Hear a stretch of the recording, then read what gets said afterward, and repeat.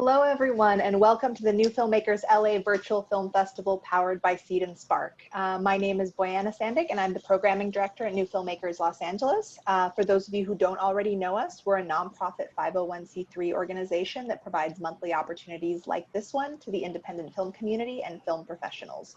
I'd like to start this session by just taking a moment to acknowledge that NFMLA provides a safe space for communities from all walks of life and backgrounds.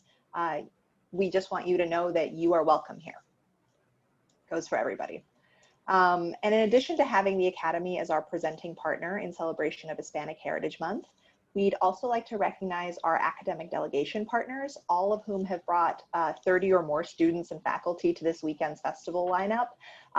As we read your school's name, we encourage you to make your presence known by dropping your name and school affiliation in the chat so people can start to get to know each other a little bit. But the schools that we have with us here today are Art Center College of Design, ASU Film Spark, CSU Dominguez Hills, CSU Fullerton, CSU Long Beach, CSU Los Angeles, CSU Northridge, Chapman University's Dodge College, Emerson College, LA, Hussein College, LA, LA City College, Mount San Antonio College, New York Film Academy, Occidental College, Los Angeles Film School, UCLA Latin American Institute, UCLA TFT, and the USC School of Cinematic Arts.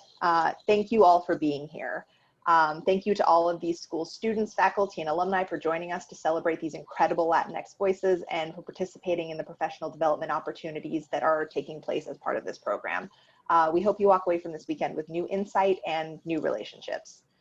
We thank the leaders at your institutions for spearheading these delegations and for bringing you out here to be with us today. I'd also like to give a shout out to all of our community collaborators that you see up on the screen now. Thank you for your incredible partnership. And of course, a round of applause for all of our industry delegation members and moderators.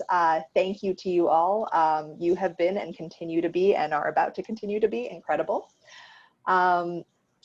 And with that, I'd also like to take a moment to acknowledge our incredible sponsors, without whom the work that New Filmmakers LA does would not be possible, starting with our co-host, the Academy of Motion Picture Arts and Sciences, and especially Bettina Fisher, Tracy Dillon, and Ama Jamara. We couldn't do it without you, so thank you. And while this year's program is virtual, we definitely want to let the Academy's theater staff know that we miss and appreciate them and look forward to working with them again in the hopefully near future.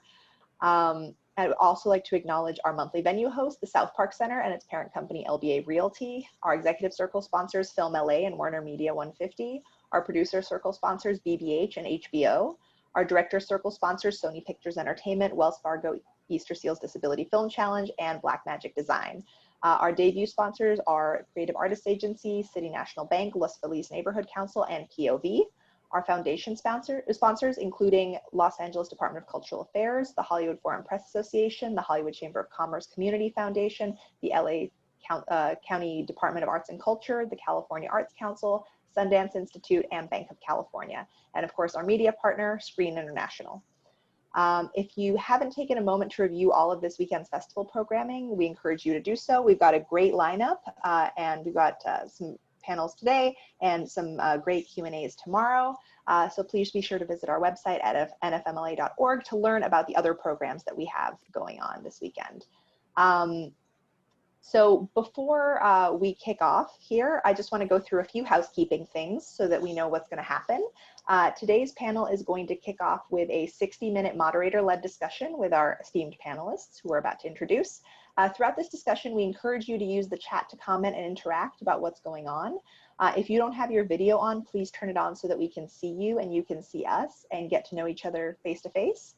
Also, if you could change your name on Zoom to reflect not just your name, but also your title and institution or organization that you're representing, just to help everybody recognize each other a little bit easier, that would be great. Following our moderator-led discussion, we're going to turn it over to you, our audience, for a 30-minute interactive audience and panelist Q&A. In order to ask your question during the Q&A, simply use the raise hand feature, which is available under the participants tab. If you'd like to try it now, you can click the raise hand button and it'll place you in the queue. Just see if you can find it, test it out. We won't count this one. And when it's your turn, an NFMLA staff member will unmute you, and then you just need to make sure that you've unmuted yourself. And once you have the floor, we just ask that you limit yourself to 1 to 2 questions per person, just so we can get questions from as many people as possible.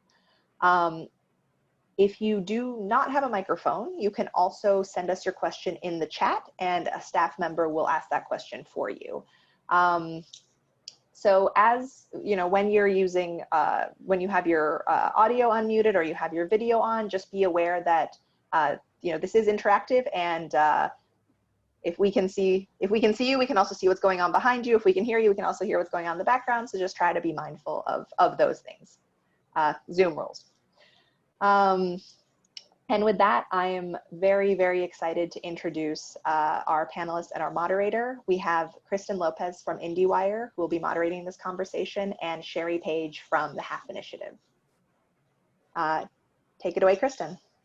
Okay, wow, there is a lot of people. I did not know Zoom had the ability to show all these squares in one place, but hello and welcome. I'm hoping that we're gonna have a really great discussion. Sherry, it is great to get to talk to you today about the HAF Initiative. How are you? I think you're muted. Oh, hi, everybody. Hi, thank you for having me. Thanks so much. Well, I guess the question to kind of kick things off with is we're talking about the HAF Initiative. For people that don't know, can you explain what it is and how you became involved in it? Yeah, absolutely. Thanks everybody for joining. I'm really excited to meet everybody and be here and talk about an important initiative that I think you guys probably are a little bit familiar with, that was started by Ryan Murphy in 2016. As you know, he's had a lot of success with a lot of his shows over the past 20 years. And one of the things that he did when he received his deal with Netflix is he sort of realized, like, what more change, what more impact can I make? And he was looking around his sets and he realized that he really needed to see, first thing, more women. And he wanted to make a change, and this was a very personal decision, to have more women represented behind the camera, specifically as directors. And he set out this initiative to, by 2020, have at least half of the women on his directing slate for all of his shows be director, half of his directors be women, the directing slate be women. And within 1 year, in 2017, he actually had 60% of his directors were women, and they were 90% people of color. And since then, he has really kind of looked around in other areas and in terms of his crew and department heads and where he can also, you know, continue to make those changes. And part of the biggest part of my job that I do is I run a director shadowing program to really help that mission along. So the mission of the HAF Initiative is to create more opportunity behind the camera, specifically for women, minorities, people of color, and people of the LGBTQ+ community. So in terms of the director shadowing program, it is specifically for emerging to mid-career directors. And it's interesting because all of you out there are college age or about to graduate, or maybe you're new to college and thinking like, okay, well, that's a long way away. But we've actually selected people each year that are right out of college that have a really great short film, and they are gung-ho on being a part of the episodic world and directing an episodic, and it's all educational. So I know you guys probably hear about a lot of different kinds of programs, which we can talk about the different ones and what they offer and what the difference is between the HAF Initiative. But this is something that is available to you as a resource, and we do have some other resources. My background, Kristen, you mentioned, like, how did I get involved?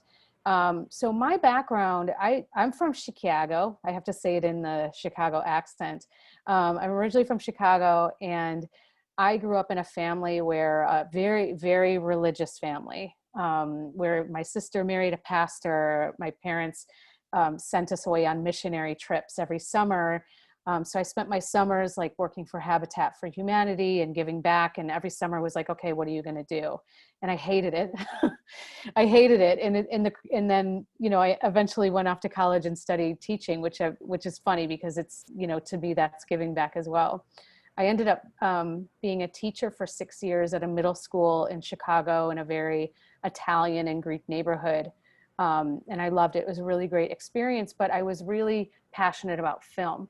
And I wanted to move to Los Angeles, and I wanted to be a part of the film industry and be a part of the creative atmosphere that was in LA. So long story short, I went back and got my master's in film and directing and headed to Los Angeles, and did a program through Columbia College, Chicago, where I was shadowing directors. And it was during that experience that I really felt a lot of passion about the people that are giving back, the people are mentoring. And I think, as you guys know, a lot of people are moving to LA is very daunting.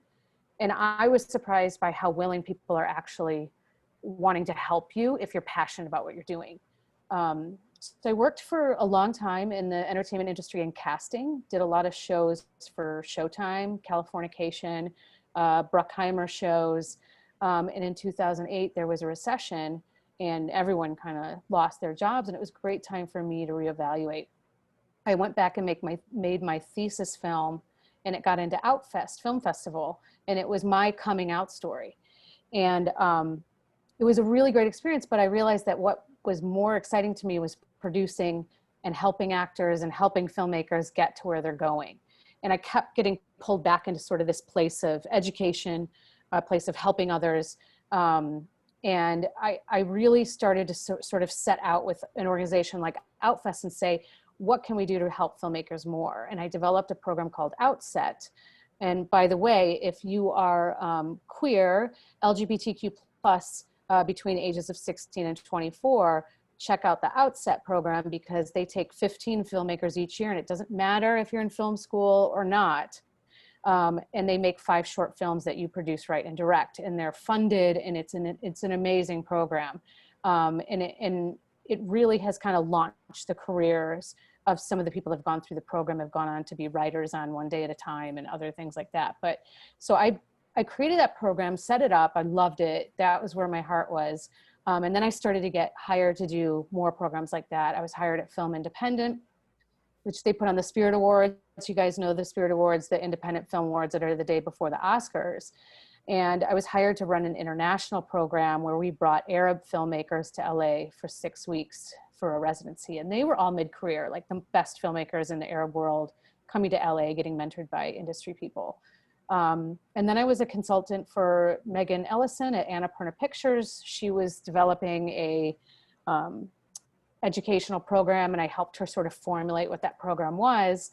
And last year I got a call from producers from Ryan Murphy's camp that said they heard about me, which is like, it's kind of like that moment, you guys know this moment of like, oh, I've arrived. If someone's heard about me, you know what I'm saying? It's like, oh, this is really great. But also no one was getting paid to do what I was doing. Like I literally was working for nonprofits making enough money to buy a sandwich each week, you know, like, so it was really interesting. I honestly, in 2016, the election like catapulted all the studios to create these mentorship programs and to get the women and people of color forward, you know, and really kind of push everybody, you know, behind the camera to make change and tell their stories. And so there was a lot of corporate money being brought in. So I was hired to run the HALF initiative at that time, which we can talk a lot more about, but that's sort of like where I came from and what my background was. And I'm incredibly passionate about helping young people and women and people of color get to where they're going. Like that's the most satisfying thing I can do. It's a lot better than working for Bruckheimer, but don't tell them I said that. Just don't. Well, I know you mentioned it a couple minutes ago, but we are spending so much time now talking about diversity and inclusion and how do we get marginalized creators onto big budget productions or associated with big names. How does the HALF initiative, I guess, stand out or is different than, you know, the numerous other groups that have kind of come out in the last year or two that are hoping to cater to the same demographic? That's a great question. I think what, you know, Ryan Murphy has a lot of autonomy to do what he wants the way he wants. And I think some of the studios are doing programs, not because they should, it's all in good faith. Like, it's really great that everyone's doing it, but he's doing it because he wants to. And I think sometimes that sets a little bit of a different tone. Not that it's any better than any other program, but specifically, he has given more women their first chance to direct. Like, he has brought people like Janet Mock up. Janet Mock, directed her first episode of television with him and is now the showrunner of Pose, and is now doing a lot more content with him and other people. So I think if he sees talent, if they don't have the experience that everyone else requires, and it's interesting, especially for women, women have to jump through a lot more hoops. Someone like Catherine Hardwicke has to go in and really pitch herself to get a movie. And it's like, I mean, why is she pitching herself? She's done Twilight, like, she can direct a movie. You know what I mean? It's sort of silly. And a lot of women have to go through a lot of programs and a lot of hoops before people say, I think you're ready to direct your first episode of television. And he just sort of pushed them into it and surrounded them with people that would make sure they succeed.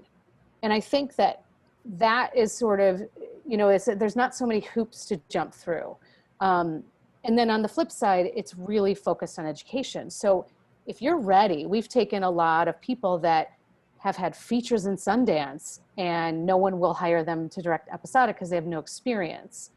So he's given opportunity to people that they're ready. They're great directors. They just need the door opened. And I think that's, something that has really helped the cause and just helped people that haven't had their voice heard yet, I think is important. Well, I think, as people, especially if you live in Los Angeles, the adage, it's who you know. The element of schmoozing and having to have this connection is completely oblivious if you're a woman or a person of color or indigenous or disabled or trans. That those connections just aren't available. What is the hope of the HAF project or the HAF initiative? And I mean, as we're talking more and seeing other creators, what is the incentive of fostering these director shadowings and kind of changing the paradigm on that adage of needing to network or schmooze? Mm-hmm. Well, the good thing about the HAF initiative is, we receive probably anywhere from 500 to 800 applications a year. And we specifically accept people based on merit and merit alone. And I can tell you the amount of people that call and pitch their clients and, oh, will you meet my cousin that just moved to LA? Like, we just don't do it. We don't. Like, we are looking for the people that maybe nobody knows, and that is something that is like, we are very strong about. Like, it's merit of work. Even if you made a short and it's been in one film festival, if we see something and we see something amazing there, we're going to bring you in for an interview at the very least. So I think that probably sets us apart in that capacity. You don't need to be nominated. A lot of the programs you have to be nominated. Ours is an open call. You don't need to have somebody recommend you. That's a huge difference between a lot of other programs. So I think that right that's there, a game changer. It puts everyone on equal ground, like that's huge. It doesn't sound, you'd think it would be easy for more places to do that. And I hate to say equal ground is a game changer, but it really is, especially now. Well, much of the group that we have here are film students. For you, what are some of the things they should be doing while they're in school in terms of not just creating, but preparing themselves for entering the workforce after they graduate? Well, I think probably one of the most important things that you could do is any connections that you have made, and there is this level of like who any connections you have made, whether someone's come to your classroom, you've gone to a panel and you've met them and you've been able to exchange contact information, or it's funny, a lot of people respond now on their Instagram Messenger, like people are a lot more open to that now. It's not seen as something that is wrong to do. I think once you've connected with somebody, you need to be checking in with them on a regular basis. And I don't mean like monthly, like, hey, me again. I mean like anytime something has changed for you, or you've created something, or you've written something, hey, just checking it. Hey, I get these emails sometimes that, hey, Sherry, just checking in. I just want to let you know, I just finished my first film and it's premiering at this festival. Hope all is well with you. And I'm like, oh my gosh, okay, I need to see the film, and we're actually doing this other thing and you'd be great for it. Like that happens all the time. The other thing that I would say in the college level that is really, really important is to really like hone your collaboration skills. I think, specifically, I'm talking about like if you're interested in working in the episodic world, it's so different than the film world. There's a lot of auteurs in the film world, a lot of people that kind of just, they make their own film and everyone follows it. In episodic, it's a very team-oriented world. And a lot of people that are hired to work in episodic, whether it's as a PA or whether it's as the director, it's because people want to spend 12 hours a day with you. And I think that like, it's interesting. Like we've hired PAs that have no experience as a PA, but they work in customer service, or, they work in I always like have hired PAs that have worked as a waiter or a waitress, because I'm like, oh, they're good with people, like that. I think that like, if you're working and you're able to, if you need to have a job while you're in college, like in the service industry can really help you with your people skills. It also helps you be really diplomatic, right? Like when people are melting down and people are being jerks, you're able to just be cool and let it roll off. Like whatever you need to do to maintain your balance personally, whether it's yoga or hiking or, like all of those things. And it doesn't matter if you're shy, like that doesn't matter. It's really about you just being someone that is happy to be there, happy to be doing what you're doing, and happy to help anybody, and passionate about what you're doing. And I would say don't apply for jobs that you're not interested in just because you see it pop up. Like we've had people come in, one of our shows is called American Crime Story. We Which did is the a O.J. great Simpson show. story. Yep. Yeah, the O.J. Simpson story. Now we're doing the Bill Clinton impeachment story with Monica Lewinsky. And what's her name? What's the Beanie one? Feldstein. She's playing Monica Lewinsky, yeah. But we had some PAs come in and interview for office PAs, and you ask like, okay, well, why do you want to work on this show? And they hadn't really seen it, they hadn't really heard of it, they didn't like, do your research. And just because someone gives you like opens a door and says go interview, like be able to talk about what it is you're meeting on or interviewing for. So I would say like, it's so crazy because now is so crazy, but there are things that you can be doing just with each other, like networking like this and communicating and staying in touch and helping other people on their projects, especially now. Like all we can do is like shoot an iPhone movie. Well, help someone do that, like that. Help people, not because they're going to help you back when you do your project, just because you want to help them and you want to meet more people and you want to see something get created, especially during that time. And I think that's the stuff that really matters. That, and like share your resume with people, right? Like show people your resume. And if you're like, you should have like, this is my PA resume, this is my filmmaker resume, this is my customer service resume. Like you should have different resumes. And one of the things I always recommend for people in college too is if you haven't written your bio, write your bio. And it's like one paragraph, 500 to 750 words, and you'll learn a lot about yourself. And you're each in your own way, you're your own brand.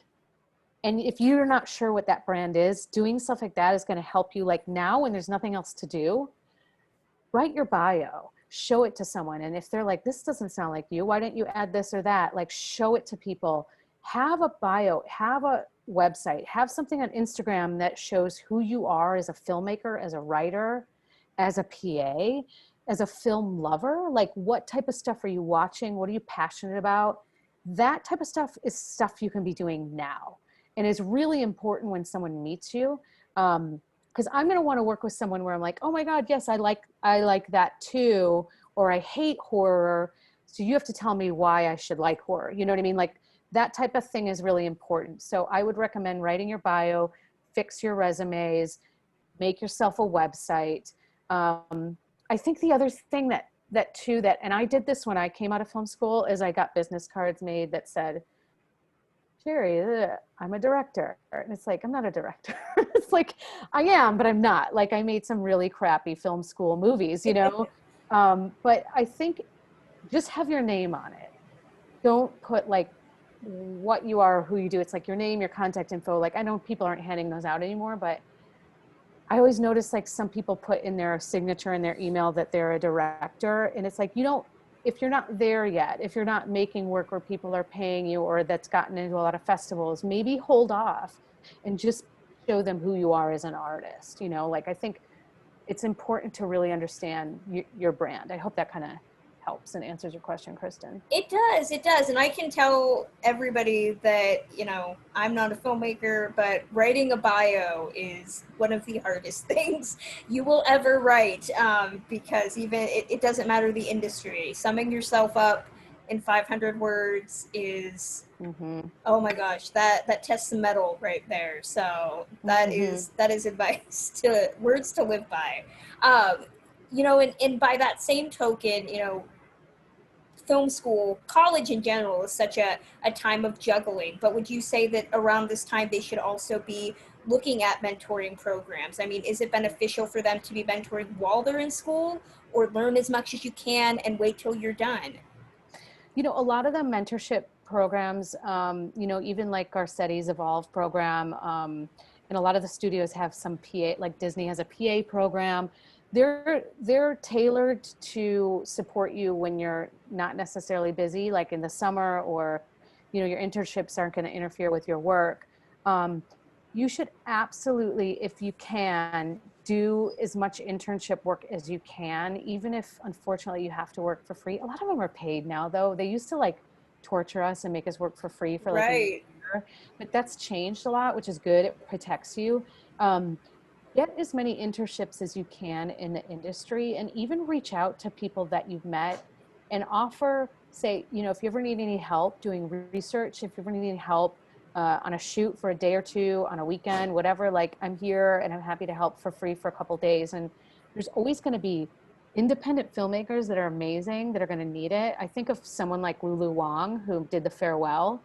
Like she made her early work on like nothing. And if she didn't have people that were like in college that were work for free, and that if she likes them, she's going to bring them back, like reach out to those independent filmmakers, people that have graduated, that have come back and had some success. Those are great people to just reach out to. And specifically, I think, you know, PA work is really hard to do when you're in college because it's long hours and you probably can only do weekends or when, you know, some freelance stuff when you're available. But as much as you can do, when we have, like, one of the things that I do is I work with the department heads on our shows. And if they're looking to hire PAs, I do a lot of general meetings with PAs. So I can suggest, like, if they're looking to change the way they're hiring, they always hire the same people. You know, and they come to me, Sherry, I've never had a woman work in my construction or paint department, or I've never had, you know, I want to hire more of this or more of that. And I know all the same people. Like, reach out to people like me and share your PA resume, because you never know. I personally don't recommend anyone that I haven't met. So I'm always going to want to meet you and just spend 15 minutes, 20 minutes and get a sense of you first. So I think it's really hard to ask someone to just pass your resume along if they don't know you. So lean on the people that know you and that you know will recommend you. Well, and at the same time, say you are finished with film school, it's the incomparable question of what do I do now? What should film school grads who are looking to transition into their career, what should they be doing specifically as the film school world is done for them? You know, when it's finished, first, as much as you can right now, which I know is probably really hard, save as much money as you can, because you are going to probably be doing a lot of freelance work where you're not always working, and the money is going to come slow and it's not going to be as much as you thought. But also take the job that you weren't sure you really wanted, but it's going to lead to the next job. You know, my very, very, very, very first job in LA that I actually got paid for was as a receptionist at Lakeshore Entertainment. And it was back when they were making $1 Million Baby with Hilary Swank. And I had been a teacher. I had a master's degree. And I'm like, I'm not going to sit at a reception and like answer phones. Like I've talked to a lot of people that are like, look, I have a degree and I have this and I've done that and I've made films. Like, I don't want to sit at a desk. Sit at a desk for 6 months, take that job at a nice production company, because people are going to walk through that door and they're going to take you to your next job. So I would say, like, apply for some of that stuff that is at a really good production company, but it's not really what you want to do, like receptionist and, you know, like that kind of stuff, because that's going to open a lot of doors for you, because you'll meet so many people in that space. And I mean, you just have to like kind of make a lot of coffee and pick up the bagels and stuff, but it's all good. The other thing I would recommend is try and take PA work, like the freelance, like on set PA work, as much as you can on like the day play, they call it day player stuff. Take the day player jobs, because if ADs like you and if like producers like you, you can tell them what you're looking to do. You can be like, what I really want to do is be a writer's assistant. And then they'll be like, oh, you should meet so-and-so in the writer's room, you know, because you're really great. So take like some of those jobs that you think are below you, because when you're good, you move up so fast.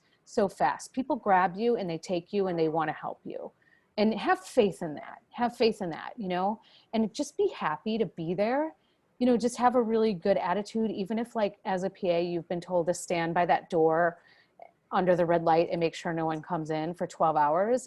And you're like, but you like do it with a smile on your face for 12 hours for 2 weeks straight. Like, you know, a lot of the jobs too now that we're hiring extra PAs for are the COVID jobs. So it's all the safety stuff, you know, taking people's temperatures and like, that's where, you know, I would totally hire someone that works at Trader Joe's, because I trust them. Like, they're going to be safe, you know, like to stand there and make sure everything is really safe. Like, like those are great jobs to get, because they're going to lead to something else.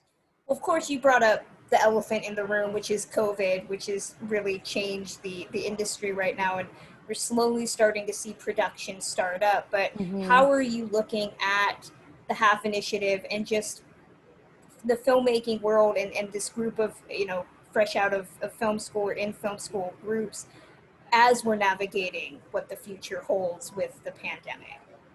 You know, this time has been a really difficult time for filmmakers in general and people that work in production and crew. Like, it's starting to get really dire. You know, people that haven't worked for 6 months, it's getting really, really rough. But at the same time, it's given people time to breathe and think about what needs to change and what we need to do to really create that change. And you know, one of the programs that I'm working on is this like PA mentorship program, where we want to bring in more diversity and inclusion into our world in terms of PAs. And so I'm developing a program where I like this, to me, like I'm just like, this is great. Like, I'm really excited to meet all of you, because we're going to have more opportunities in 2021, but I don't think anything's going to lighten up until next summer. That's what people are saying. So right now we're going back into production on 3 different shows. Pose in New York, Halston is shooting in New York, and then we have American Crime Story here, and all the 911 shows. They're all starting up in October, but they're starting up with like bare minimum skeleton crew. It's called essential crew. So it's going to be a little bit more difficult, because it's really just like, you can't have the extra PA. You can't have someone shadowing. Like, you can't have a director shadowing on the program. You just can't have extra people, and everyone's in there. I'm sure you guys have heard of how they're doing it with people you're in a certain number, certain group, and you have to stay there and you can't cross over the lines and you have to be over here and there. It's been difficult, but it's working. You know, we are shooting, like it's happening. have people like tested positive for COVID? I've heard yes. And then they have to go quarantine, and then you have to hire somebody else. And, you know, like, it's difficult in that way, but everyone is so charged up to get back to work that people are being safe. A big part of, you know, our shows going back is asking the actors and everyone that's on set to actually quarantine while they're working. You know, like while you're shooting as an actor on this show for the next 3 months, we're going to ask you to just not go see your friends and not go see your family, and just know that everyone hasn't worked in 6 months and we want to keep working. So I think people are coming together in that way. And it's positive, like that's a good thing. And I think things will eventually, you know, you hope things will eventually get normal, but it's going to take a little bit longer than I think people think it is. Well, and with that being said, you know, I always say when people ask me about my job, you know, what if I wanted to start in this industry right now, and I kind of tell them don't. Is that kind of the mentality right now? Is that the mentality right now, to wait until things get better, or do you just keep going like it's business as usual, for especially if you're trying to break into Yeah, I would say if you feel safe and you feel comfortable and you would feel safe being on set with people, then you should just keep moving, you know, like keep putting your name out there. And if not, like, sorry, those are my dogs. And if not, you know, start working on your brand, continue writing, you know, get a job that makes you feel safe and comfortable, and just, you know, keep focusing on yourself. And, you know, just make sure you don't my biggest worry is there's a lot of people that can't afford to do this, and they're going to head back home, or they're going to pack up, and it's happening, and it's happened. But that's what I would say. If you're comfortable, there are jobs. We are hiring, like people are hiring. They're looking for people to PA and to work. And a lot of the programs are continuing virtually, but that, I think, stay connected as much as you can. And we're all going to have really bad days, but as much as you can, stay connected. And the other thing I've learned in COVID, and I'm sure you guys have too, if you're having a bad day, if you're not feeling motivated, just call it. Like, just call it a day, you know, just call it a day, and take the pressure off yourself and be like, you know what, I'm done today, and just be done. You know, go on your walk, or just literally go take a nap, you know, like whatever it is. Well, talking about content, I know when I've talked about, especially as we're dealing with history happening around us right now, there's a discussion about trying to shy away from talking about this moment. You know, if you're a creator and you are wanting to create something right now, is it I mean, I guess, what is the storytelling tips that you know, companies and showrunners are looking for from diverse talent? Is it just a diverse story, or genre? I mean, what would help a creator who's working on a script during this time? Yeah, I think now is a great time for development and storytelling, because all of the development executives are taking meetings, and they're meeting people, and they want to find really great storytelling. I think you guys probably have heard this a million times, but great storytelling is storytelling that feels authentic. So I think that if you are telling the story that you were meant to tell, people are going to see that. And if they you know, the amount of interviews I do a year just for the directors program, there are people that think they should be an episodic director, and they think a mentorship program is checking off another thing on your list. And that if I'm just in this mentorship program, then that's going to change my life. And if you're doing a mentorship program for that reason, you're doing it for the wrong reasons.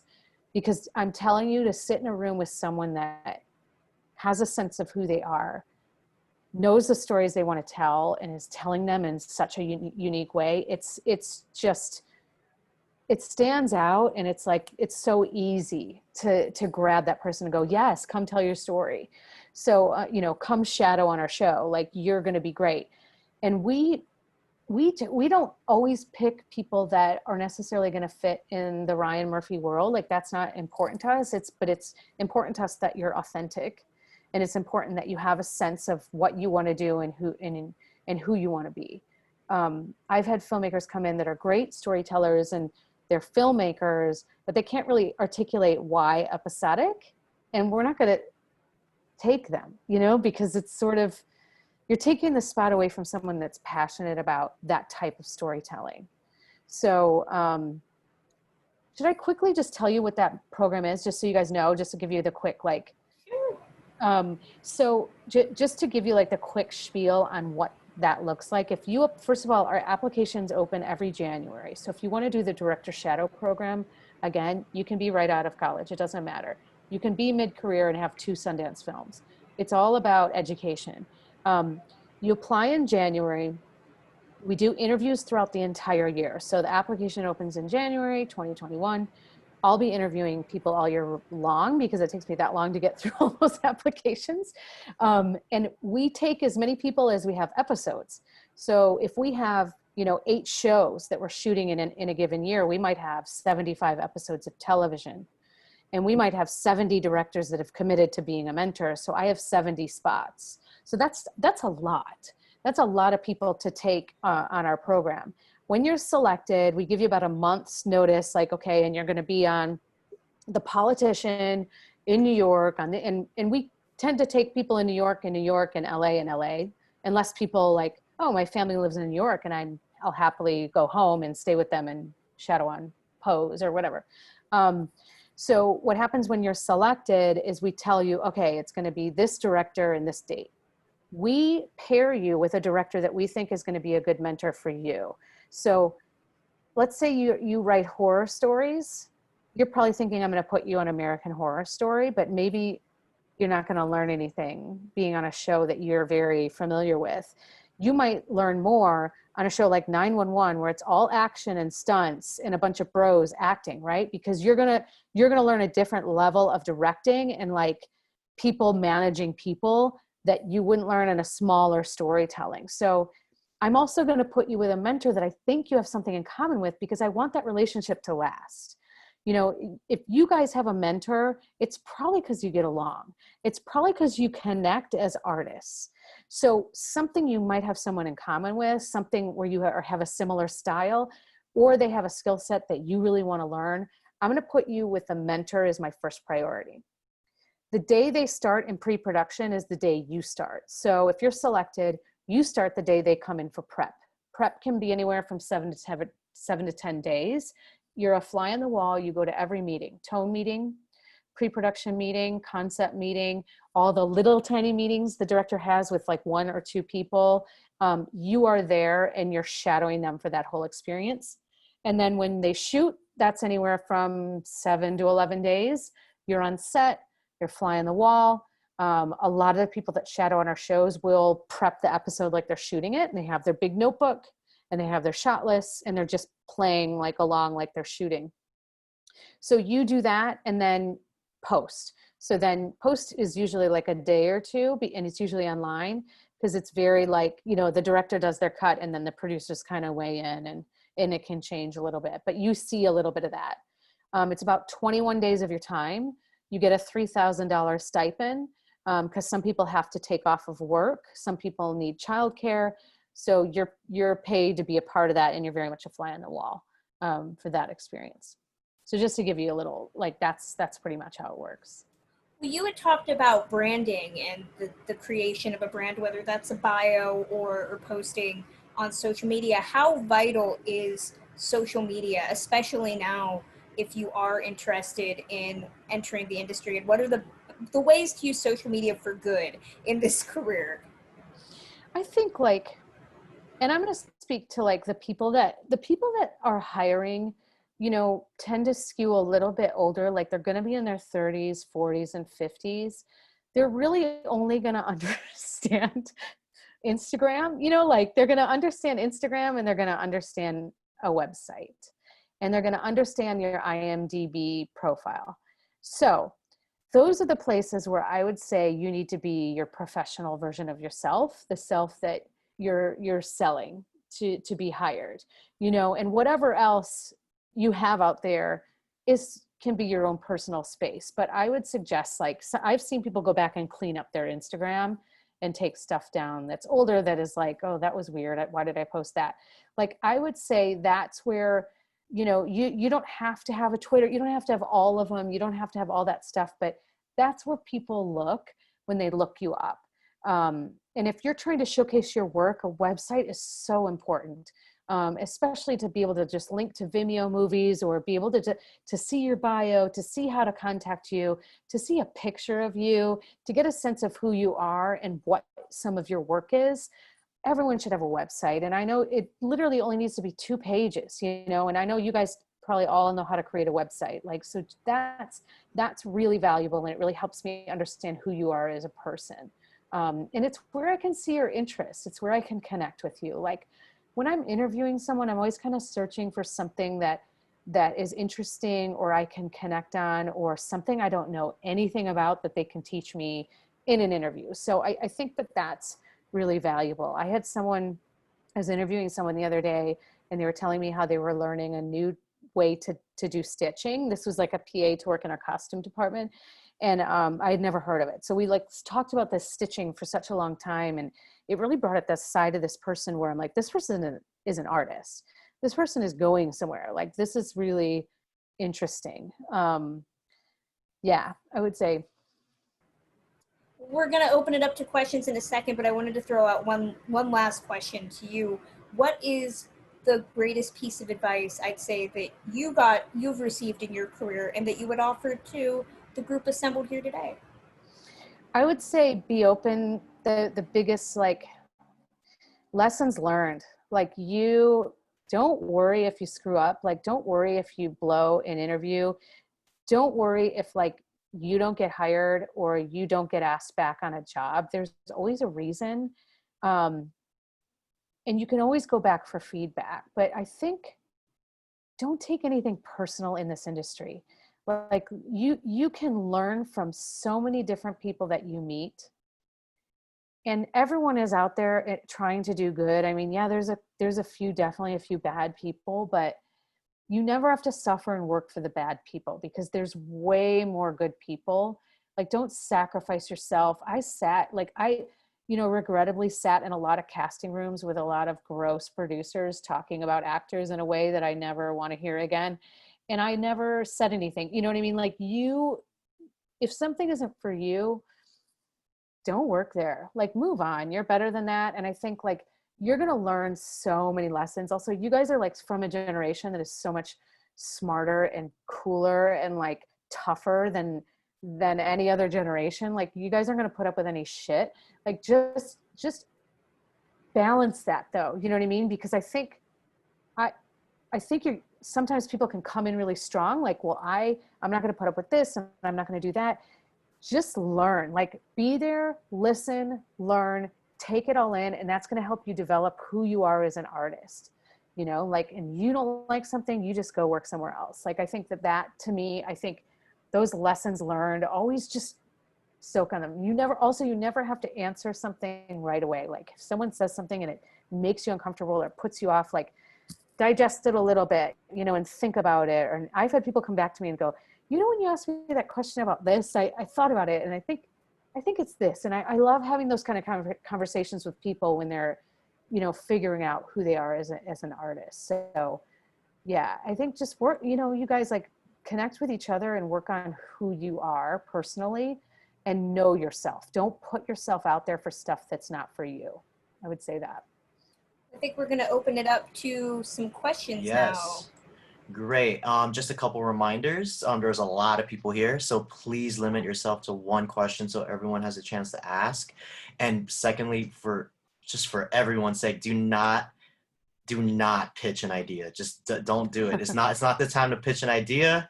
Just limit it to one question, and questions only. So let's get started. So first up, we have Mark from New York Film Academy. Mark, I'm going to unmute you. Hello. Hi, Mark. Hi. I had a question, but then I had another one, but my other one I believe is going to be asked later by someone else, so I'll just get to the first one. When working with associations that deal with helping others, even you mentioned that Ryan Murphy, what makes him different, not unique because there's others, but different, is the fact that he actually cares about what he's doing. How do you deal with public opinions, critiques, people saying that it might just be publicity stunts, anything like that? Because I would assume that you get that as much as any other NGO would, or any other celebrity that's trying to help would. Yeah, everyone has an opinion. And I think, especially when someone's such a high profile person, like he's an individual, he does things for a reason that are different than I would do a reason. And I can't speak for him, but I think if people like don't like it and they're not interested, or they hate it and they criticize it, that always comes from a place of negativity. And it's, for me, I can see through that. And it's easier now for me to go, okay, like it's like reading a review that's bad. It's not really a part of my world. There's so much more I want to put my energy in. And I think there's a lot more good than that. You guys know that when you make your work, like half of what you get back is criticism, and how you take that criticism it makes you who you are. So, yeah. Awesome. Next up, we have JC. JC, I'm going to ask to unmute you. Oh, hello, everyone. Thank you. Hi, JC. Hi. I had a quick question. I'm wondering, Shari, if you can talk a little about the selection process, what it's like, because I'm sure you get a million applications, and also what makes a standout application, in that process. Absolutely. So we receive anywhere from 500 to 800 applications. It's open to anybody. You just literally have to be 18 and have work that you've created in the last 3 years. So you could submit up to 3 projects that you've been like the writer, director, producer on in the last 3 years. I think because this year not a lot of people have made anything, we'll probably make it 4 years. But so you submit that. You submit a statement of interest. That's a 1-page statement where you want to say why you want to be in the program. And that for me is the first thing I read.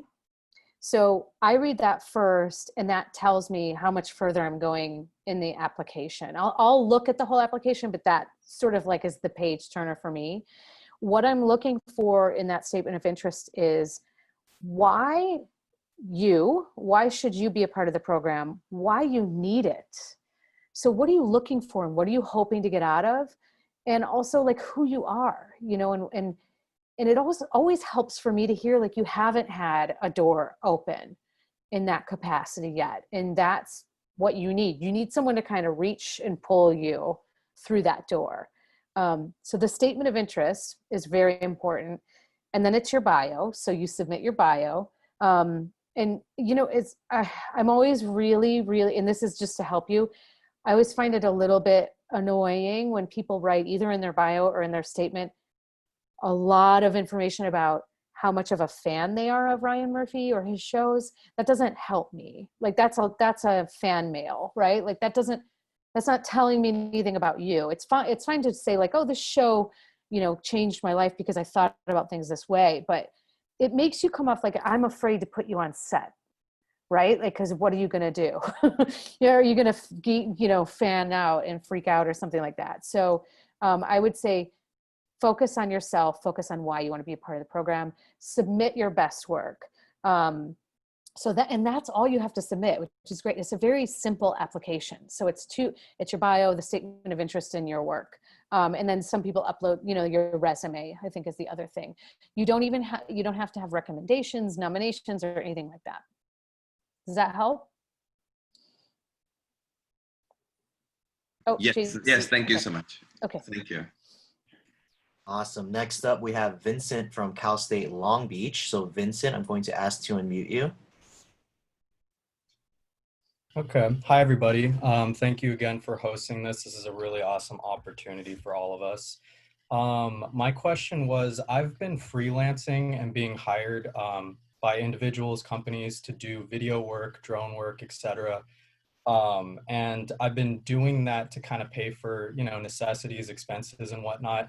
And on the side, I've also been writing my own personal projects, but I wanted to ask, would you suggest kind of building that up and continuing to kind of build up my personal portfolio to apply for some jobs on set, or do you suggest just diving into the film industry and starting at a lower level job and just, you know, getting my foot in the door that way?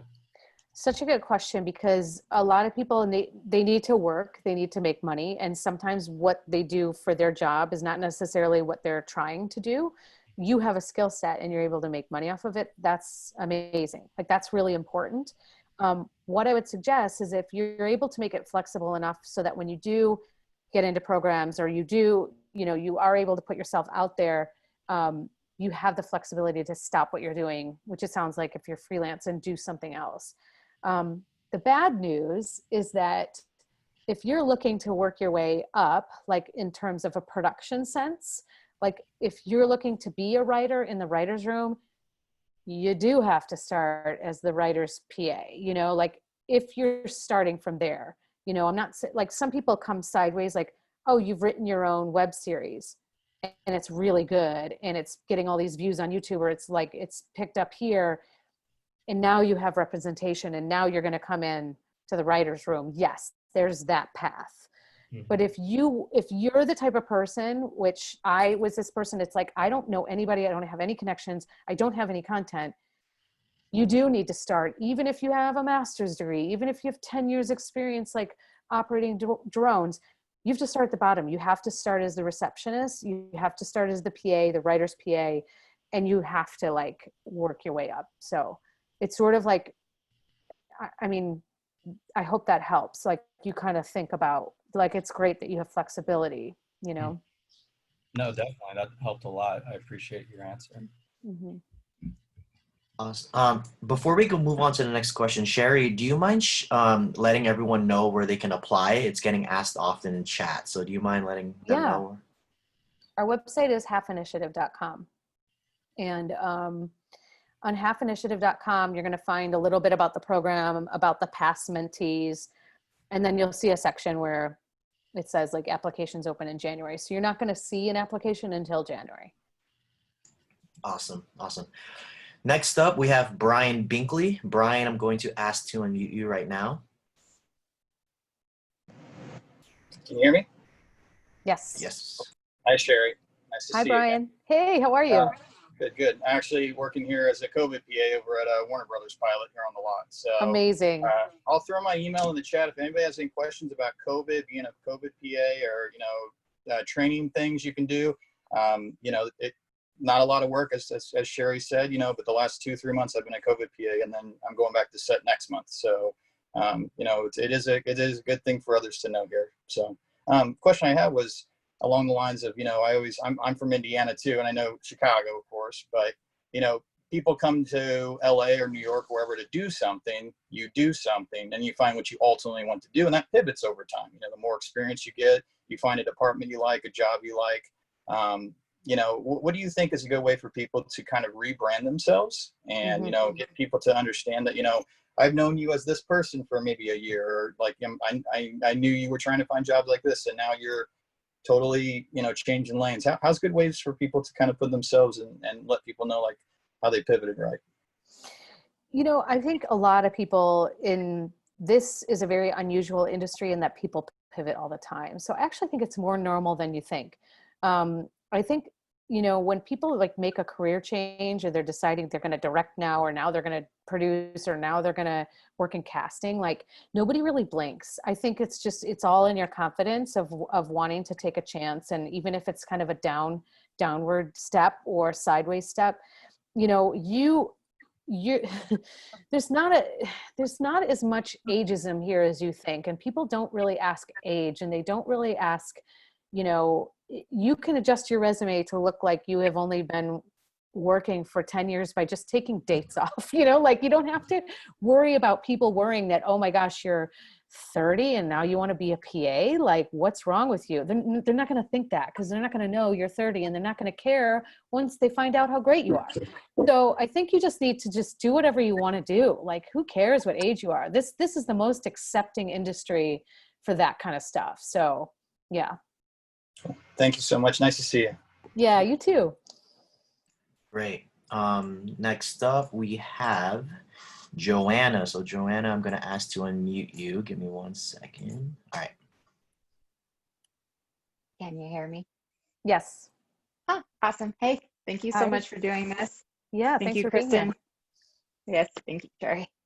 Cool. So my question is kind of a bundle. It just kind of runs around the same thing. What are like what are outlets that you are looking at right now for up and coming women? Like you were saying, there are women in their mid 30s. You can see their careers are rising, but they're still in that place where they need a push. What are places where you're watching their content right now that other people can look at and see what they're working on and what the not general, but like where it's moving towards, you know, where it's flowing?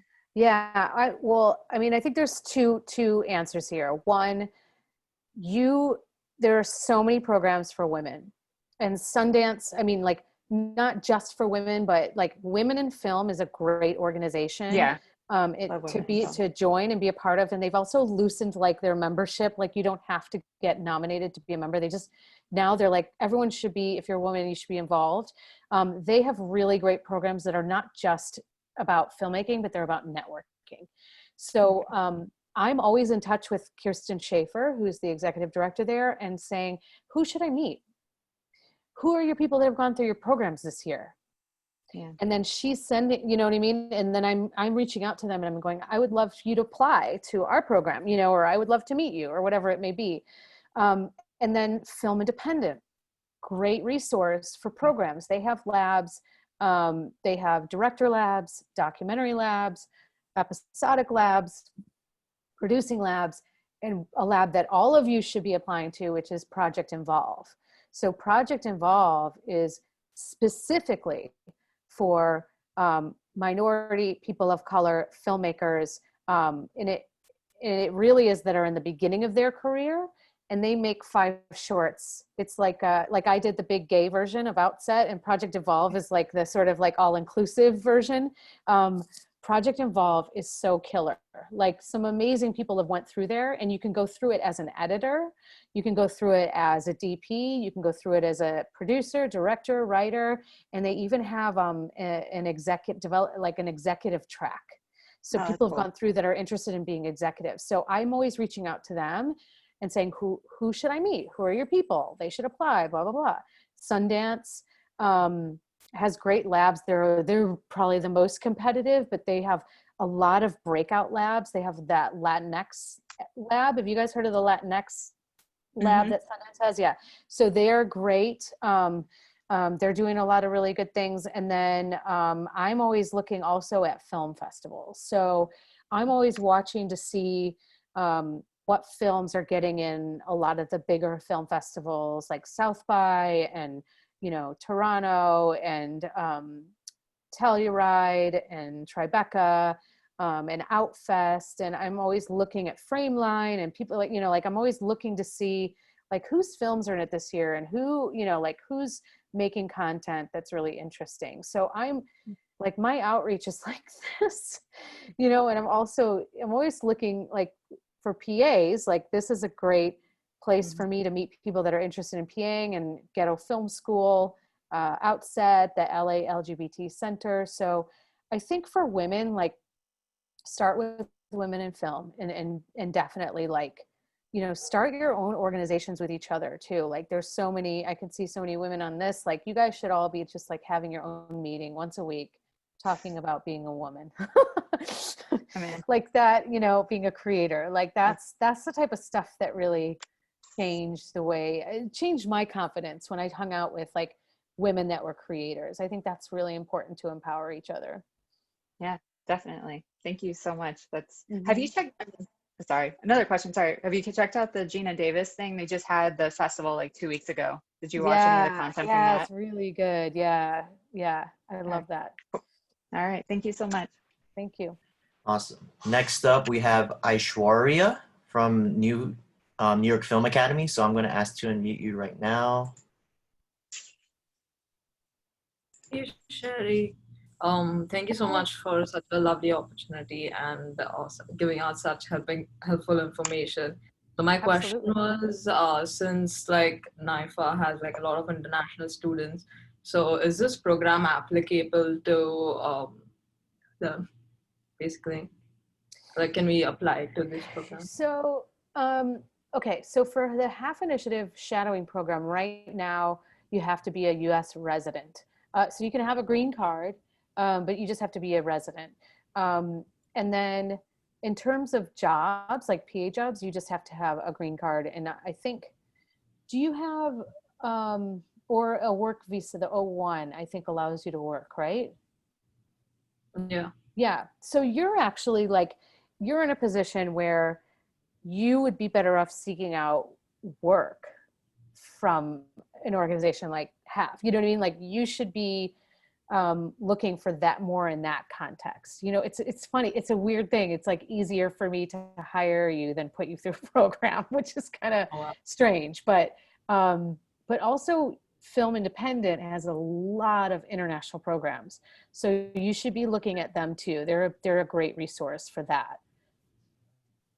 Okay, awesome. Thanks a lot. Yeah. Great. Next up, we have Skylar, who's actually an intern for New Filmmakers LA. So Skylar, I'm going to ask to unmute you. Hi. Thank you so much for everything you've talked about so far. It's been extremely interesting. My question's a little bit more general. Sure. You talked a lot about how the most compelling stories are the ones that are told authentically. And I was wondering if you could speak a little bit more to how directors under like Ryan Murphy Productions in particular maintain that authenticity in terms of like what the research process looks like, just because I know that they're so often telling like true stories and like, for example, like American Crime Story, stuff like that. Yeah, well, there's two, just to speak to the directing side, there's two types of directors on Ryan Murphy shows. There are guest directors, which come in and do like 1 or 2 episodes, and they're hired just to do 1 or 2 episodes. And then there's like producing directors that probably had a hand in like maybe the developing the story or producing it in some way. Or maybe they shot the pilot, like they directed the pilot. So they're more invested in what the look of the show is and the tone. You know, Ryan Murphy directs a lot of the first episodes, so he sort of sets that with the creators. And then as a guest director, you're really only coming in to execute and manage that episode. It's a very different experience. Like it's like you're a guest. You've been asked to dinner at a neighbor's house. Like you're a guest, and you're a guest into a family where you're not in the family. So it's a very difficult role to come in as a guest director. So you're coming in and you're hoping to get asked back to dinner, right? Like, so you really need to just study all of the previous episodes and watch all of it and understand like, okay, this is how they shoot it. And this is what I'm thinking. And then you're not really there to like put your own stamp on it necessarily or do something totally bizarre and different, because that will freak people out. You're there to execute the day and get done on time and do it in the most creative way you can, where it is like, it is you, but you're not like going out of bounds of the tone of the show. So it's really 2 different types of chairs that you're sitting in, you know? Does that kind of answer your question? Yeah, so I'd just like to clarify. So you're saying it's sort of like a balance, like maintaining like your own personal touch while sort of like continuing like the same process that was already sort of like elicited from the beginning?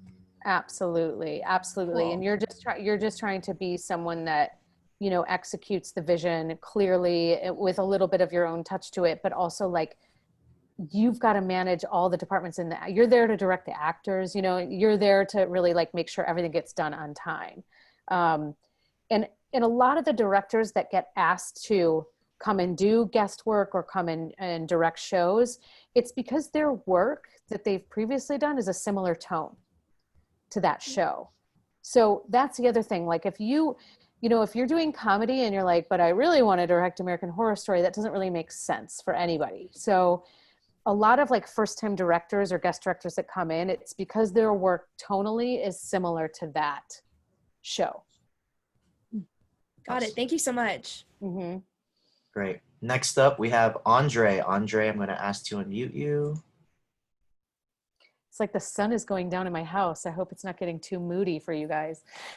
It's the spooky season. It sets the tone. Sorry. Andre, you there? Yes, I'm here. Can you hear me? Yes. Yeah, we can hear you. Okay. Thank you so much, Sherry, for doing this. Really appreciate this.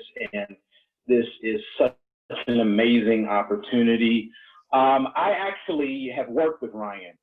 I was Courtney B. Vance's stand-in on The People versus OJ. So I got an opportunity to be around Ryan quite a bit. But as you know, when he's on set, he's in his zone.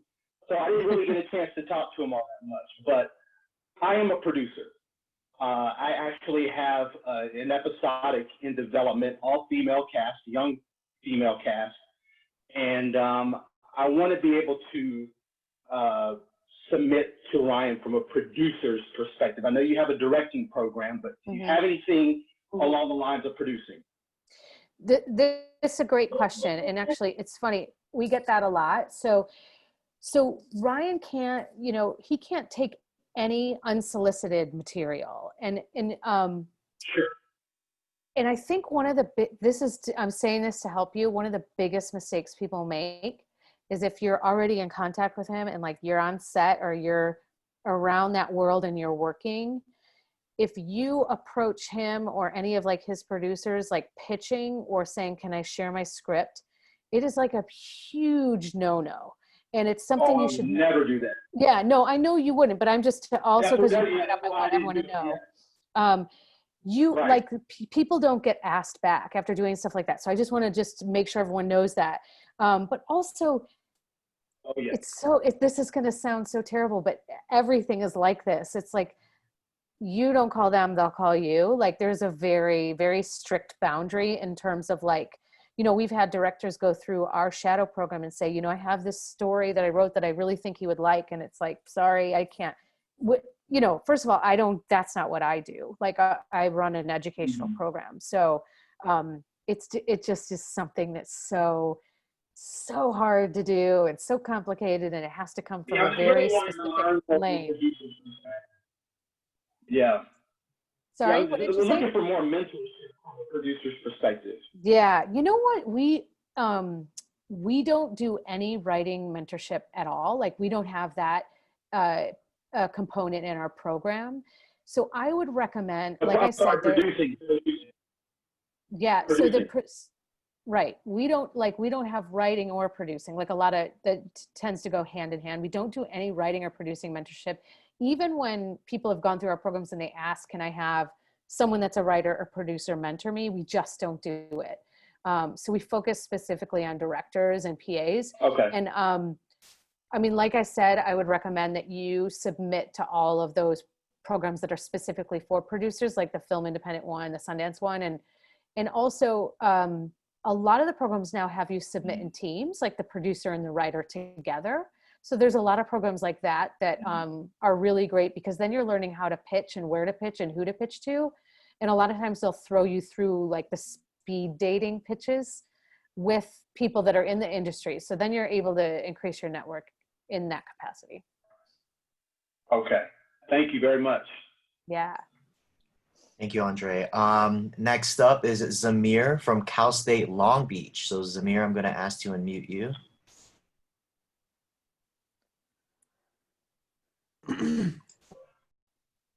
Hello. Hi, Zamir. Hello. Hi. Nice to meet you. I was just wondering, I've been out of the industry for a bit and I would really like to get a mentor. How would you suggest I go about it? So, mentors, like asking someone to be your mentor should be very organic. It should be somebody, like if you go through a program, they're going to pair you with people that would be good mentors for you. So that's one lane, like you're going through a program. The other way is like, and this is something that I would do when I first moved here. If I felt like I could talk to someone or like, oh, they get me, or they think they get my sense of humor, you just click and they're even one or two things above you. You don't need to shoot for like, you don't need your mentor to be somebody that is like the best producer in LA. You need your mentor to be someone that's a step or two above you. So if there's somebody that you get along with, you just start by saying, can I pick your brain over coffee? Are we allowed to do coffee? Like it's like, or over Zoom, like, but you could do social distancing coffee. Can I pick your brain just for like 30 minutes over coffee? And you just are asking them, how did they get where they get? What do they recommend for you? And you you make that time short and sweet. And then you ask again if you feel like, oh, this person is a good mentor. So don't think of having a mentor as one person. You know, think of it as the people that are around you that are on the track of where you're trying to go. And it's mentorship comes in a 30-minute coffee. Like, you just need to find a couple people that you get along with that will help you. Thank you so much. Perfect. Next up is Chanel from Cal State Los Angeles. So I'll ask to unmute you right now. Perfect. Thank you so much. Sherry, thank you for this. This is amazing. It's awesome. I'm a teacher at Cal State Los Angeles. Awesome. I also run a nonprofit and I do a lot of work with diversity and equity. And so my question is really not about me being a part of a program, but often we work with young people who are from disadvantaged backgrounds, diverse youth who need to get into programs like this. And there's not like an easy career pathway for them. And I'm wondering, do you ever partner with agencies, smaller agencies, to help with that pathway? Or do I need to tell them to go, directly through the program? I absolutely, I mean, we don't necessarily call it like a partnership as much as a collaboration. So absolutely. Yes. Okay, perfect. Feel free to reach out to me, because my whole passion is about helping people that don't have access. And so even if it's mentorship of here's how you do an interview, when you get the call, we have some production coordinators and PAs on our shows that will just do small sessions with people from organizations like yours. Here's what I do as a PA every day. Here's what my day is like. And here's how I got the job. And here's who I talked to. And here's what you say in an interview. We do, that's not listed on our website, but we collaborate with organizations to do stuff like that. And especially now when we have the time to do it. So please, by all means, reach out to me. Okay. Because the other thing is it's more important that they learn job skills and collaborate so they're ready when they get the call. Perfect. Thank you so much. As you know. Yes, absolutely. Thanks so much. I appreciate that. Yeah, of course. Awesome. Next up, we have Thais, who's actually screening their film tomorrow. So congrats to Thais. Oh, amazing. Thais, I'm going to ask to unmute you right now. Congrats, Thais. Oh, thank you. Hi, Sherry. Hi, Kristen. Thank you for this talk. It has been incredibly helpful and informative. I wanted to ask you, Sherry, a little bit more about the process of selection once you explain what the application looks like. And then I think before you mentioned something about an interview. So is that a second step? And how do you decide the pairing with the director? You said you wanted to pair with people that would get along. And so is that also an interview? How does that happen?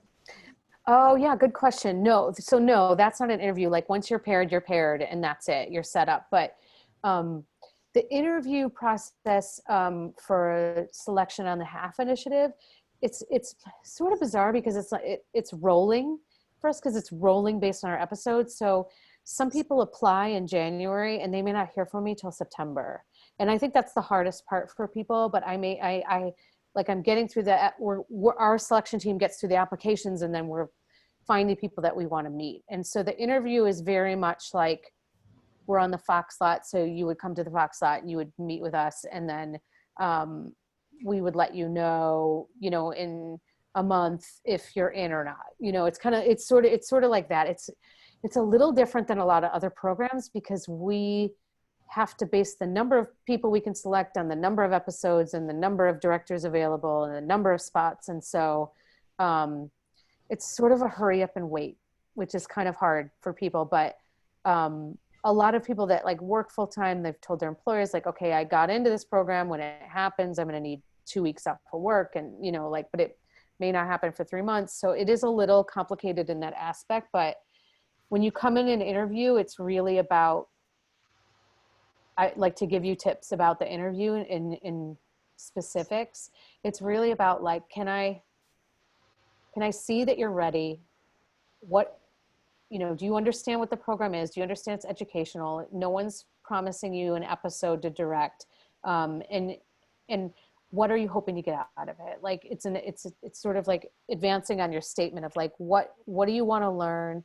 And also, can I see you on set with people, like collaborating and being cool? Like, and I don't mean cool like you're cool. I mean just like professional and somebody that is going to get along with people. Like that is everything. And because it's otherwise it's like, you're not going to make it in episodic because it's such a different world than making, you're not Quentin Tarantino, right? Like you're not off doing whatever you want and acting however you want. It's just such a like, it's a lot of conforming, and some people like it and some people don't. I think so. That's what I'm trying to get a sense of. Does that help? Yes, it does. Thank you. Okay.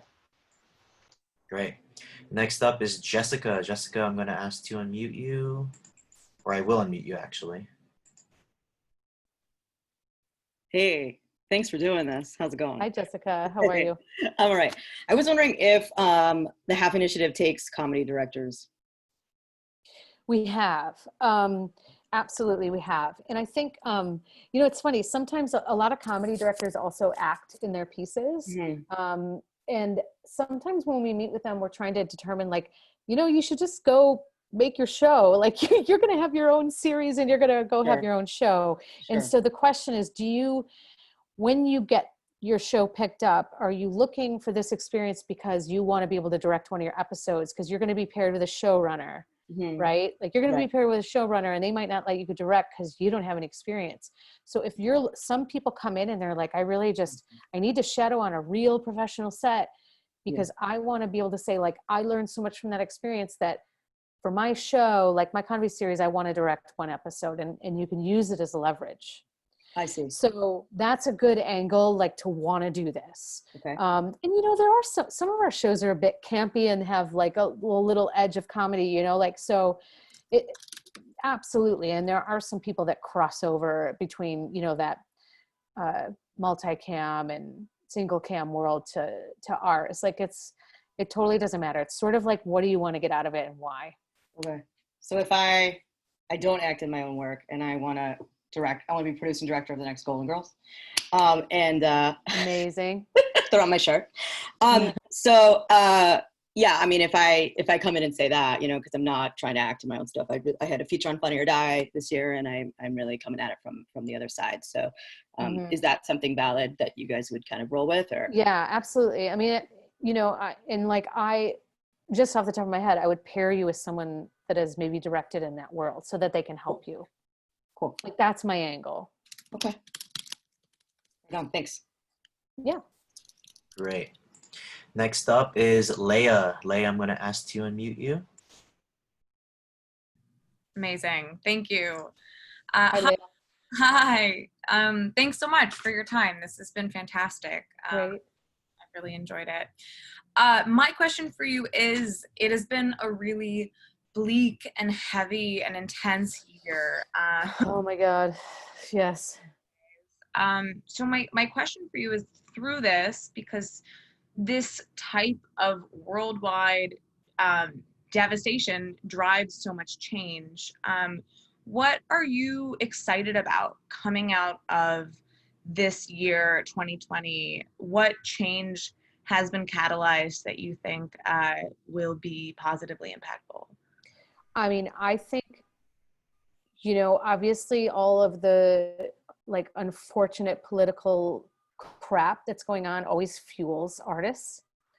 And so for me, I feel like there's a lot of people that have been given breathing room to mourn during this time or create, and either one is fine.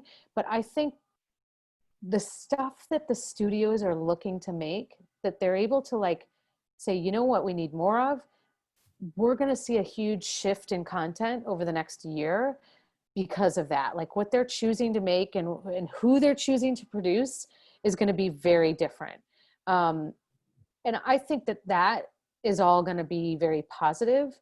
It's interesting. I feel like we have spent this whole like last 3-4 years of this term, should we call it, watching a lot of like really dark dark content where people are repressed and suppressed. And you know, I feel like there's going to be a little bit of a shift of content we've never seen before by people we've never heard from before. And I think that, you know, maybe the silver lining in all of this, you know, and there's always going to be people that are going to want to watch those shows on, I never know who watches them, but you know, there's those shows on the major network channels where like the husband is fat and he sits on the couch and fights with his wife and it's funny. Like there's always going to be those shows, right? Like, and there's always going to be a need for those shows and an audience. But the stuff that, you know, like Netflix is spending so much money on so many different types of voices, and FX, like those two, like alone, like they're really creating content that is showcasing like new, diverse voices, and not in a cliche way, in a like a really impactful way. And people listen, they care about those kind of stories. So I feel like that's going to be the shift that we start to see. Yeah. Thank you. Like all of you guys, like you are it. Like that's who everyone wants to hear from now. Like that's who the next generation of creators are. And like, that's what people are excited about. Like, you know, they want to meet new voices. They want to meet new creators. They want to see what you're doing. They want to see what you've done during this time. You know, like I think this is going to be a real shift once the productions are lighten up a little bit. Yeah, definitely. Thank you. Great. Next up is Martin. I think we have time for 2 more, so let's try to make this quick. Martin from Cal State Long Beach, you're next. I'm going to unmute you. Hi. Thank you, Sherry, so much for your time. And so I am a screenwriter and a post-production major at CSU Long Beach. And so my question for you is, what advice do you have for a screenwriter and post-production major to gain more experience, especially right now in COVID times? I mean, like I was saying, now is a great time for writers. So there are a lot of organizations that are doing panels like these with writers and with people that are developing content. If you haven't been able to become a member yet at like Film Independent and Outfest, there's panels. Film Independent does panels like all week long and Q&As. Like you should be, you know, watching the movies that are coming out, watching the Q&A, participating in this kind of stuff. Like the fact that you're all sitting here on a Friday night is amazing because you're thinking about your career, you know, like you're thinking about, you know, what your next steps are in your journey. So join some of those organizations that are doing panels, because all you should be doing is like grabbing that information from people that's going to inspire you to continue to write. There's also lots of writers groups. If you're not in one, find one, and find a group of people like within this network that are writing and willing to share each other's work and give each other notes. You know, like I would say, as much as you can reach out to other people so you don't feel so isolated, especially people that are able to sort of have a little motivation to write and to do some work during this time. Like, even if you take breaks, I would say connect as much as you can with people like that. Awesome. Oh, Martin, you're muted. You want to say one last word really quick? Yes. But yeah, I guess that really answers my question. Thank you so much. Awesome. I see so many Cal State Long Beach students here. That's amazing. Next up and last but not least, Jonathan. So Jonathan, make it good. I'm going to unmute you or ask to unmute you right now. Oh, wait, did you already unmute yourself? Where'd he go? He literally lowered his hand. I was about to call on him. So he said make it good, and then he would put his hand down. He got intimidated or something? Come on, Jonathan. Okay. Set the bar too high. He did. Darn. I'm sorry, Jonathan. Well, I guess that's it then. Awesome. Yay. There he is, Jonathan. Oh, okay. I don't know. Oh, Jonathan. Yes, Jonathan. Yeah, I think Way to come up in the clutch, Jonathan. I don't know if the question is good. It's kind of weird, but I'm here in Burbank. So for the people that, for example, I live in a place where I walk past Warner Brothers Studios, Disney, Cartoon Network, Nickelodeon, etc. So for people that live in areas like this and coming out there from school or wherever and starting their career, are these places that we can expect to be part of our, I guess, network, or is it like, okay, we might be right at the front door, but it's hardly ever going to open, and we maybe want to put our efforts into something else? I think you're asking, if I'm understanding correctly, there's maybe two parts to this. One, you're so close and they're in there. What's the approach? Is that kind of what you're asking? And then also, maybe what opportunities should you be looking at? I think, first of all, like being emerging, there are very specific programs for emerging filmmakers. And there are very specific programs that are wanting to help filmmakers that specifically are women, people of color, minorities. And so you need to do the research of what those programs are and focus on those programs, because we're always doing information sessions and we're always doing outreach. And you need to get in touch with those people and just ask for more information. And also talking to people that know the organizations really well, like, like Kristen and Bahana, like they're going to tell you, like, you need to talk to this person, that person, whatever. So first do your research and spend a lot of time doing your research, because don't waste your time, trying to get into the Warner Brothers lot and knock on the door of someone that's never going to speak to you and think that you're crazy, and they're going to be scared because you're in, near their office or something like that. So, I don't think that you're going to do that, but I just wanted to make sure everyone knows, like, don't do that. But going at it sideways, like if you have a friend that works on the lot or works in a place where you are interested in being a part of it, don't be afraid to ask that friend to help you, and they will or they won't. So do as much research as you can about what, like, I don't know, Jonathan, what kind of program you want to be involved in. I don't know what kind of job you want. So like, if then there's ways to do so much research about all the different, like you can literally Google like mentorship programs for writers, mentorship programs in LA for this, and this. I think that's the best thing to do. It's not a weird question. I think I get what you're saying. And it's just a lot of research and talking to people and asking, who should I meet? Great, awesome. Thanks, Jonathan. Thank you. Great. Well, with that, thank you everybody for coming. Thank you, Kristen and Sherry, for having this wonderful conversation with us and for giving us so much knowledge and answering everybody's questions. And thank you to you all for being here, for asking such great questions, for getting involved. We invite you to stick around and join us again at 7 for our panel with the Deputy Director for Sundance Institute's feature film program, Elise McKimmey. It'll be another. She's cool. She's cool. There you go. Recommendation. Definitely go to that one. You heard it here. So for another cool conversation, stick around and we'll see you all back here then. And until then, have a great evening. Thank you for having me, you guys. Thank you so much. Power on. Thank you. Thank you.